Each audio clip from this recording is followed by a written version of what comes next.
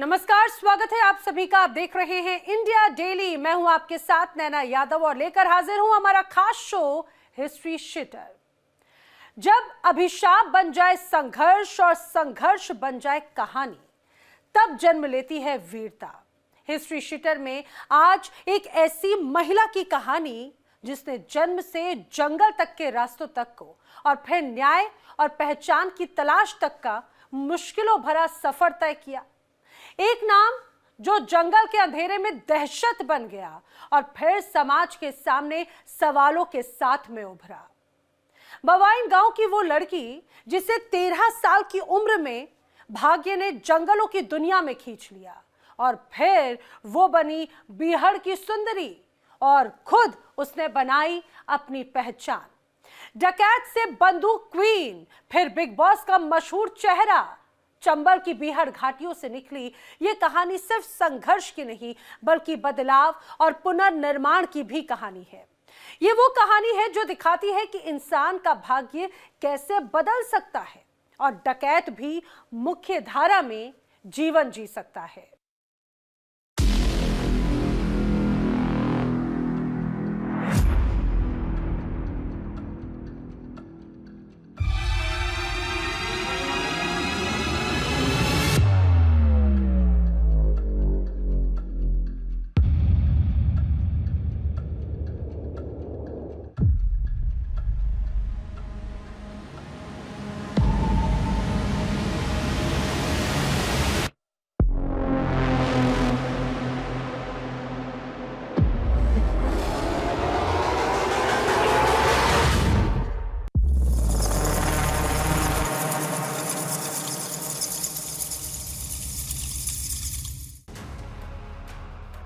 चंबल एक नदी नहीं, एक पहचान है। पहचान जहां कई बार कानून देरी से पहुंचा और इंसाफ अक्सर हथियारों के सहारे तय हुआ।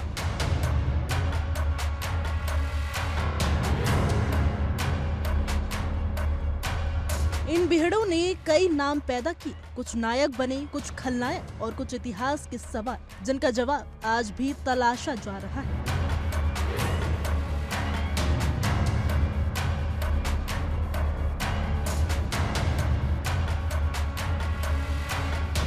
चंबल इलाके से जुड़े कुछ नाम ऐसे हैं जो सिर्फ नाम नहीं रहते, वो एक दौर, एक व्यवस्था और एक विफलता की प्रतीक बन जाते हैं।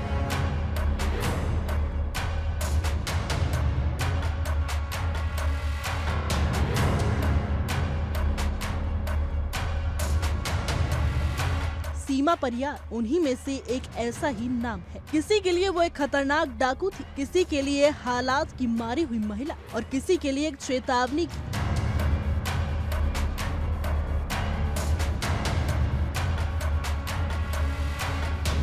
जब समाज और कानून समय पर साथ न दे तो इंसान किस हद तक जा सकता है। सीमा परिहार की कहानी केवल अपराध की कहानी नहीं है, ये कहानी है न्याय की कमी, महिला उत्पीड़न, सामाजिक संरचना और चंबल जैसे इलाके की ऐतिहासिक उपेक्षा की, जिसकी चर्चा आज भी अधूरी ही खत्म होती है, जो आज भी हिस्ट्री शीटर की कहानी कहती है।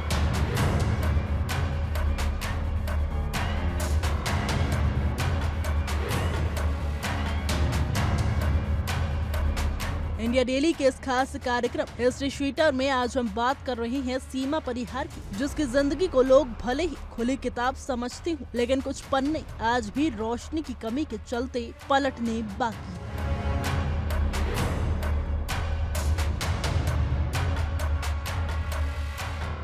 चंबल की पहाड़ियों का वो नाम जिसने दशकों तक पूरे इलाके में खौफ पैदा किया, सीमा परिहार।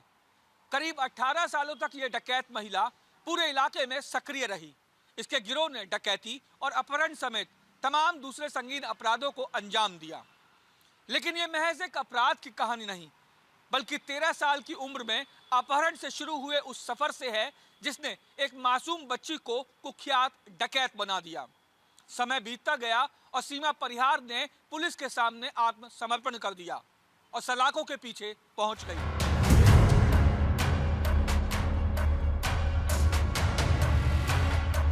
सीमा परिहार को समझने के लिए पहले चंबल को समझना बेहद जरूरी है।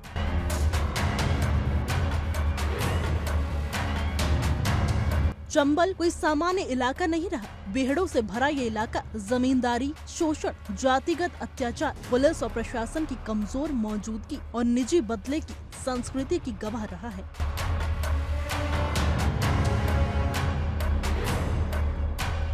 यहाँ कानून अक्सर देर से पहुंचा और इंसाफ अक्सर ताकतवर के पक्ष में खड़ा दिखा।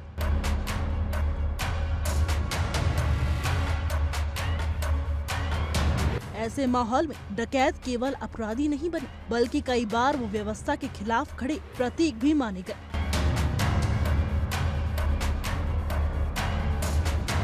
जिसकी तस्वीरें इस इलाके की पहचान बन गई।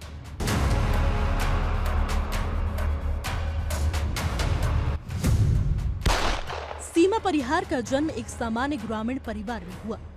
उनका बचपन भी दूसरी लड़कियों जैसा ही था।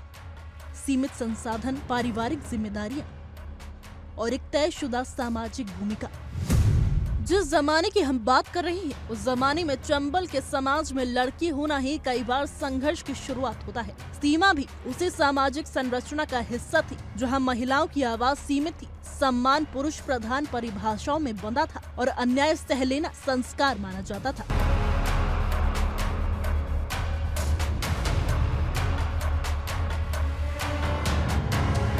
सीमा परिहार के जीवन में कभी भी ऐसा कोई संकेत नहीं था कि वो आगे चलकर बेहड़ों की राह पकड़ेगी। सीमा परिहार ने कैसी जिंदगी जी और बचपन में उनके साथ क्या हुआ था, उसकी कहानी जानेंगे तो सिहर उठेंगे।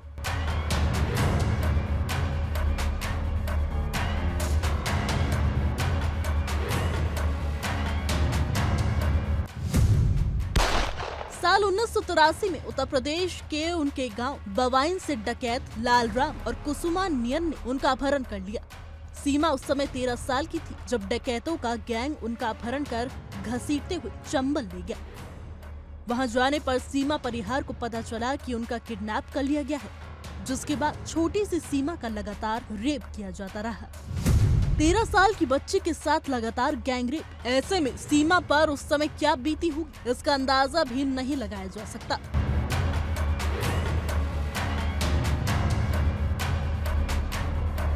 उन डकैतों ने छोटी सी सीमा को नोचने में कोई कसर बाकी नहीं छोड़ी थी और यहीं से शुरुआत हुई एक साधारण सी गांव की लड़की की डाकू रानी बनने की कहानी। इनका जन्म बिल्कुल एक साधारण गरीब परिवार के अंदर औरैया उत्तर प्रदेश के अंदर हुआ था।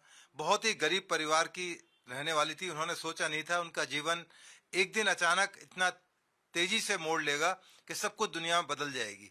जब वो मात्र 13 साल की थी और गली के अंदर खेल नहीं थी तो उनकी किडनैपिंग कर ली गई।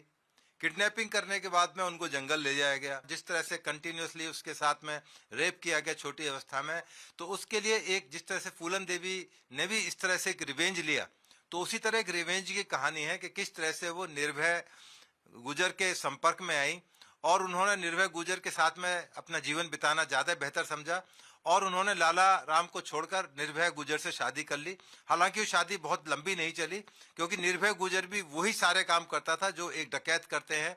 हालांकि निर्भय गुजर की छवि ये थी कि वो गरीबों का मसीहा है, बड़े लोगों को लूटता है, रईस लोगों को लूटता है, परंतु उसको असलियत जब पता लगा कि ये भी वही काम करता है जो लाला राम करता है और अल्टीमेटली बात इतनी बिगड़ी कि वो उसको डाइवोर्स करके छोड़कर और फिर दोबारा लाला राम के साथ उसने शादी कर ली। डकैत बनना किसी का सपना नहीं होता। ये एक ऐसा रास्ता है जो अक्सर मजबूरी, गुस्से और बदले से होकर जाता है और सीमा परिहार के केस में भी यही हुआ।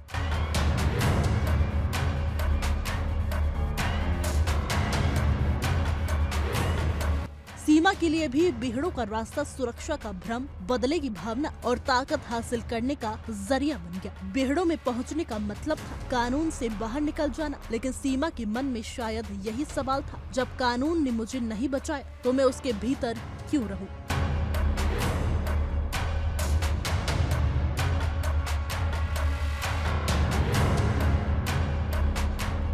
डकैत गिरोह पुरुषों की दुनिया रही है, वहाँ एक महिला का होना अपने आप में असामान्य है।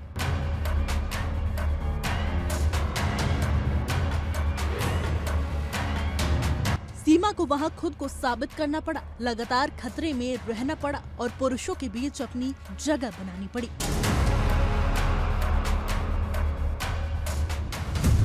हुई तो शुरुआती दौर में लाला राम और कुसुमा जैन उस समय के मशहूर डकैत हुआ करते थे, जिनकी तूती बोलती थी पूरे चंबल और बीहड़ के अंदर।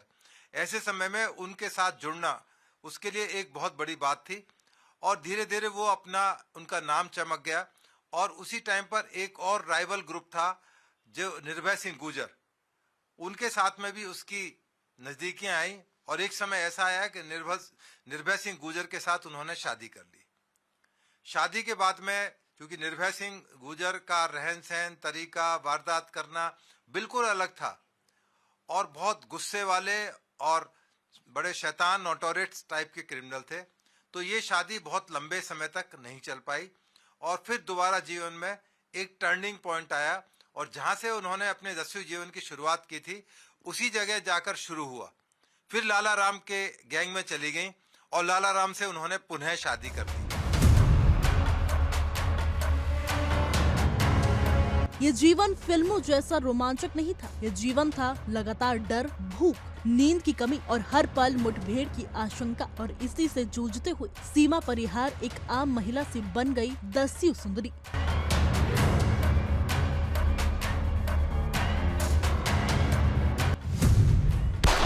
साल 1986 में सीमा ने डकैत निर्भय सिंह गुर्जर से शादी की, लेकिन बाद में लाला राम के पास वापस लौट आई, जिसके बाद सीमा परिहार अपने गिरोह की नेता बन गई और बीहड़ जंगल और चंबल नदी के आसपास के क्षेत्रों में लूटपाट, अपहरण और हत्या को अंजाम देने लगी।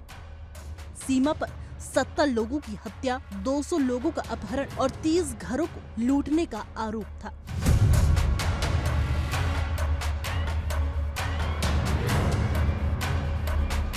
पत्थरों पे लिखी कहानी, पहाड़ियों में गूंजता इतिहास और सीमा परिहार की दास्तान। सीमा परिहार डकैत लाला राम के बाद डाकू निर्भय गुर्जर के साथ जुड़ी तो थी, लेकिन बाद में वो वापस लाला राम के पास आ गई। दोनों ने मिलकर शादी भी कर ली, लेकिन साल 2000 में सीमा परिहार ने पुलिस के सामने सरेंडर कर दिया, जिसके बाद सीमा परिहार पर कई आपराधिक मामले दर्ज हुए। कई मामलों में सीमा परिहार को बरी कर दिया गया, लेकिन साल 1994 के अपहरण के एक मामले में सीमा परिहार को 4 साल की सजा सुनाई गई। धीरे धीरे सीमा परिहार का नाम पुलिस रिकॉर्ड और मीडिया में आने लगा। अखबारों में वो खूंखार डाकू के रूप में दिखाई देने लगी। हत्या और डकैती में उसका नाम आने लगा। पूरे इलाके में उसका आतंक छाने लगा और इन्हीं सबके बीच सीमा का नाम डर बन गया और उसकी कहानी पीछे छूट गई।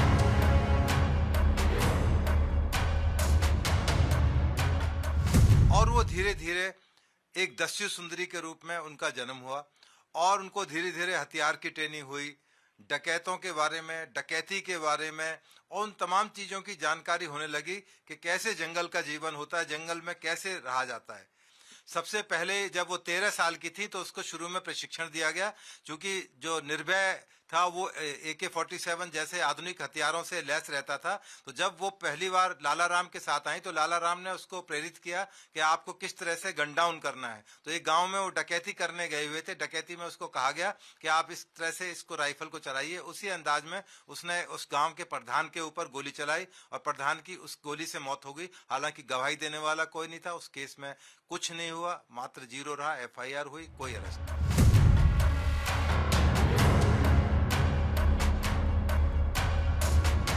दुनिया जानती है कि बीहड़ों में कदम रखना आसान नहीं होता, खासकर एक औरत के लिए। सीमा जानती थी कि एक बार हथियार उठा लिया तो वापसी का रास्ता बंद हो जाएगा, लेकिन जब कानून सुनता नहीं तो इंसान चिल्लाता है और चिल्लाहट बीहड़ों तक गूंजती है और सुनने वाला कोई नहीं होता। बस दर्द की चीख सीने में ही समा जाती है।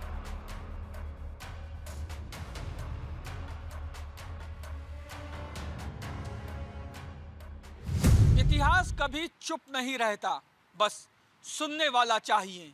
और सीमा परिहार की कहानी भी उसी इतिहास की गवाही है। करीब 18 सालों तक चंबल की पहाड़ियों ने खौफ और साहस की कहानियों को बहुत गहराई से सुना। ये कहानी है सीमा परिहार की कहानी, डकैत जीवन, जेल और फिर नई शुरुआत।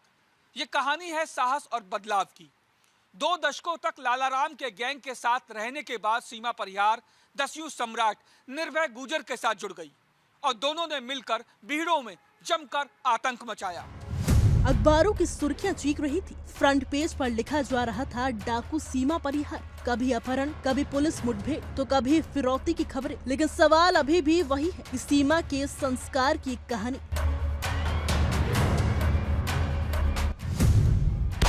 क्या ये सिर्फ अपराध की कहानी थी या सिस्टम की नाकामी की तस्वीर? सीमा परिहार की कहानी हमें सोचने पर मजबूर करती है कि अगर समय पर न्याय मिला होता तो क्या ये सब होता या फिर नहीं।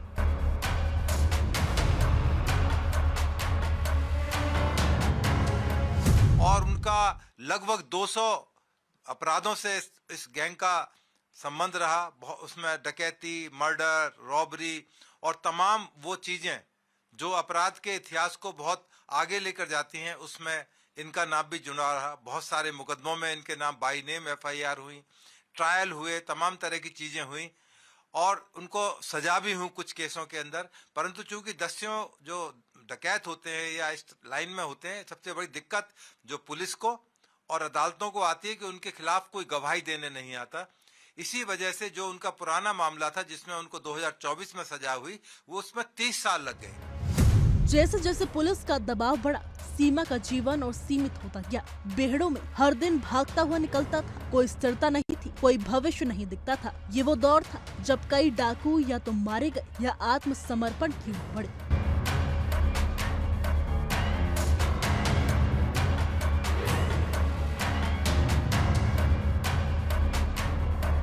जानकारों का मानना है कि सीमा परिहार का आत्मसमर्पण कमजोरी नहीं बल्कि एक थके हुए इंसान का फैसला था जो समझ चुका था कि हिंसा केवल हिंसा को जन्म देती है। देखिए, वो चारों तरफ से घिर चुकी थी। उनको पता है कि जिस तरह से फूलन देवी को दिल्ली में सरेआम मारा गया है और इसलिए राजनीति उनको कभी माफिक नहीं आएगी। और दूसरी तरफ उसके अपने ही गिरोह के लोग उसके खिलाफ हो गए थे। वो नहीं चाहते थे कि वो गैंग की लीडर बन जाए, क्योंकि लाला राम के ऊपर वो चली गई थी और कुसुमा जैन भी उस समय लगभग ठंडी पड़ चुकी थी। तो उनको लगा कि शायद मुझे इस समय बेहतर है कि मैं जिंदा रहने के लिए मुझे पुलिस के सामने आत्मसमर्पण करना चाहिए। उत्तर प्रदेश पुलिस में, मध्य प्रदेश पुलिस में तमाम पुलिस फोर्स उसके पीछे पड़ी हुई थी, इसलिए बेहतर समझा कि उसको समर्पण करना ही बेहतर लगा। इसलिए उसने अपना आत्मसमर्पण पुलिस के सामने कर दिया।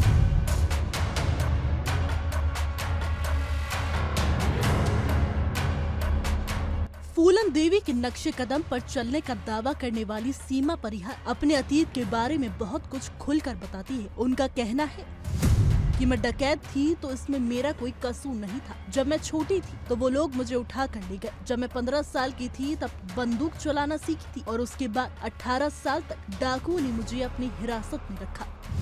सीमा खुलकर कहती थी कि मैं फूलन देवी की परंपरा को आगे बढ़ाना चाहती हूँ। 1980 के दशक में फूलन देवी चंबल की बेहड़ों में सबसे खतरनाक डकैत के रूप में गिनी जाती थी। उन पर स्वर्ण और संपन्न लोगों के घरों में डकैती और उनकी हत्याओं का आरोप था।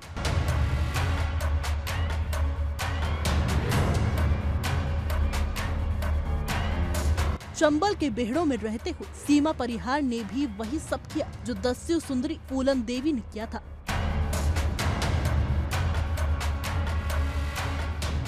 सीमा परिहार अपने डकैत के जीवन में लगभग 18 सालों तक चंबल की पहाड़ियों में सक्रिय रही, या ये कहा जाए कि करीब 18 सालों तक चंबल की पहाड़ियां सीमा के खौफ की गवाह बनी रही। इस दौरान सीमा के गिरोह ने कई संगीन वारदातों को अंजाम दिया, जिसमें अपहरण, हत्या और डकैती शामिल हैं। अलग अलग रिपोर्ट्स के मुताबिक सीमा के गिरोह ने 30 से ज्यादा डकैती, 150 से ज्यादा अपहरण और 70 से ज्यादा हत्याओं की वारदातों को अंजाम दिया। 18 सालों की डकैती के बाद सीमा परिहार ने जून 2000 में उत्तर प्रदेश पुलिस के सामने आत्मसमर्पण कर दिया। उन्हें जमानत मिल गई और उन्होंने अपने ही जीवन पर बनी फिल्म वुंडेड में मुख्य भूमिका निभाई। लेकिन फूलन देवी पर बनी फिल्म बैंडिट क्वीन की तरह ये हिट नहीं रही। ऐसा पहली बार था कि किसी डाकू पर बनी फिल्म में डाकू ने ही अपना रोल निभाया हो। फिल्म भले ही ना चली हो, लेकिन आत्मसमर्पण ने एक बार फिर सीमा की दुनिया बदल दी। इसी दौरान उनका रुख पहले फिल्मों की तरफ हुआ। वुंडेड द बैंडिट क्वीन के नाम से एक फिल्म बनी। उनके जो डायरेक्टर, प्रोड्यूसर और जो ओनर थे, उन्होंने सीमा परिहार को प्रपोज किया कि आपको हम इस फिल्म में असली किरदार देंगे जो आपने असली अपनी जिंदगी में जिया है। सीमा परिहार उसके लिए तैयार हो गई। उन्होंने उसमें बहुत ही बेहतरीन रोल अपना दिया। उसके बाद जो उस समय का सबसे पॉपुलर एक सीरियल था बिग बॉस, उसके अंदर उनको बुलाया गया मुंबई के अंदर। उनको कहा गया कि आप उसी रूप में रहिए जिस रूप में आपने जीवन में अपनी किरदार को जिया है। वो एक आदर्श के रूप में थी कि जिन्होंने जंगलों में रहकर कितने संघर्ष किए, 13 वर्ष की अवस्था से लेके बिग बॉस तक पहुंचने का उनका जो सफर था, वाकई में एक बड़ा करिश्मा और एक अद्भुत तरीके का।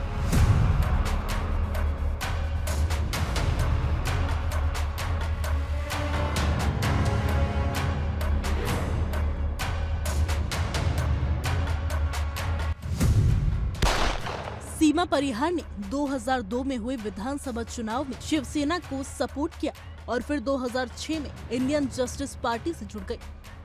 सीमा परिहार ने फिर 2008 में समाजवादी पार्टी ज्वाइन की। साल 2010 में सीमा परिहार को बिग बॉस 4 का ऑफर मिला। सीमा ने शो में सलमान खान समेत सबका दिल जीत लिया था। आपको बता दें कि वो 76वें दिन शो से बाहर हो गई थी।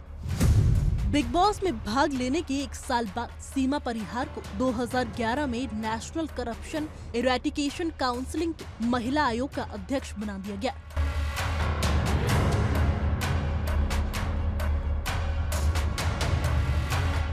यानी डाकू का जीवन त्यागने और आत्मसमर्पण के बाद सीमा परिहार राजनीति के अलावा सोशल वर्क में भी सक्रिय रही।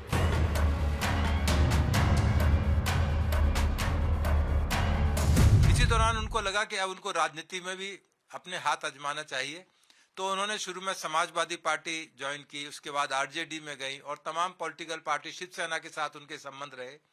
उसके बाद में उन्होंने एक बार मेंबर ऑफ पार्लियामेंट का इलेक्शन भी लड़ा। हालांकि वो उस इलेक्शन को हार गई, बल्कि बुरी तरह से हारी। तो शुरू में उनको लगा कि शायद ये नई उभरती हुई पार्टी है, इसके ज्वाइन करने के बाद में उनके दिन फिर सकते हैं और राजनीति में फूलन देवी की तरह से किसी बड़े मुकाम पर पहुंच सकती हैं। तो इसलिए उन्होंने शुरू में उससे इलेक्शन लड़ा, परंतु लगा कि जब हारने के बाद में, चूंकि अखिलेश यादव और नेताजी मुलायम सिंह यादव उस समय चरम सीमा पर थे राजनीति के अंदर, उनको लगा कि मैं इनका दामन पकड़ूंगी यादव परिवार का तो राजनीति में आगे जा सकती हूँ। तो इसी महत्वाकांक्षा के चलते हुए उन्होंने समाजवादी पार्टी ज्वाइन कर ली। हालांकि उनको बहुत बड़ी सफलता नहीं मिल पाई और अपना वो इलेक्शन तक हार गए। आत्मसमर्पण का मतलब था जेल, मुकदमा और समाज की नजरों में हमेशा के लिए डाकू बन जाना। इन सब बातों को जानते हुए भी सीमा परिहार ने आत्मसमर्पण का फैसला लिया, क्योंकि शायद यही एकमात्र रास्ता बचा था।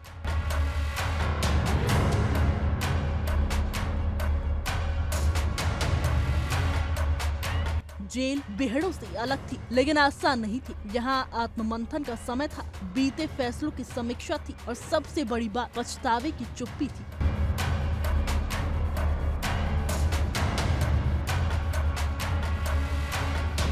सीमा को पहली बार लगातार सोचने का समय मिला कि कहाँ गलती हुई और क्या कोई दूसरा रास्ता हो सकता था।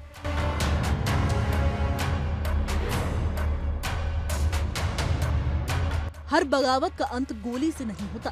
सरकार की नीतियां, परिवार का दबाव और थक चुका मन सीमा को आत्मसमर्पण की ओर ले गए।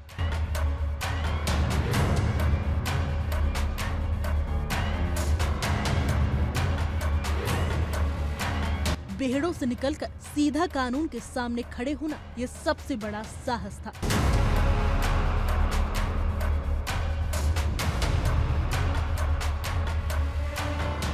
कभी डर तो कभी वीरता। चंबल की पहाड़ियों ने 18 सालों तक सिर्फ एक नाम को याद रखा और वो नाम था सीमा परिहार का। डकैत जीवन से निकलने के बाद सीमा परिहार ने TV reality show big boss में भाग लिया। वो राजनीति में भी सक्रिय रही। बाद में सीमा परिहार कई राजनीतिक दलों से भी जुड़ी और सामाजिक कामों में सीमा परिहार ने बढ़ चढ़कर हिस्सा भी लिया। सीमा परिहार ने अपने ही जीवन पर बनी फिल्म वुंडेड में मुख्य भूमिका भी निभाई, लेकिन फूलन देवी के जीवन पर बनी फिल्म बैंडिट क्वीन की तरह वो हिट नहीं रही।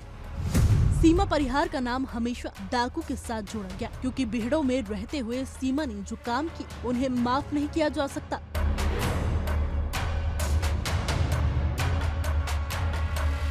बेहड़ आज भी है, पर कहानियां बदल सकती हैं, क्योंकि सीमा परिहार सिर्फ एक नाम नहीं बल्कि एक चेतावनी है और एक सीख भी।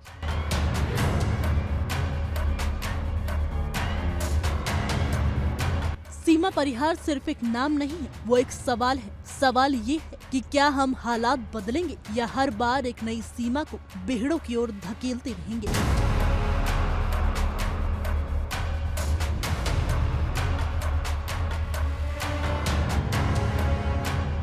Bureau report, India daily.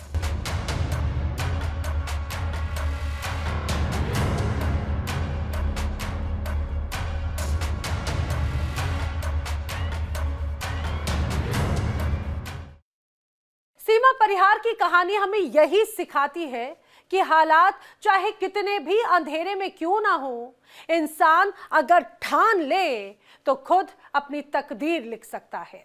लेकिन सवाल आज भी यही कायम है, क्या समाज किसी इंसान को उसके अतीत से ऊपर उठकर देखने को तैयार है? बिहार की बंदूक से लेकर समाज की नजरों तक सीमा परिहार का सफर बताता है कि अपराध की कहानी के पीछे भी एक इंसान ही होता है। गिरना कोई अपराध नहीं, लेकिन उठकर आगे बढ़ना वही असली हिम्मत है। हिस्ट्री शीटर में आज के लिए फिलहाल इतना ही। अगली बार फिर होगी आपसे मुलाकात किसी और हिस्ट्री शीटर, किसी और क्राइम कुंडली के साथ।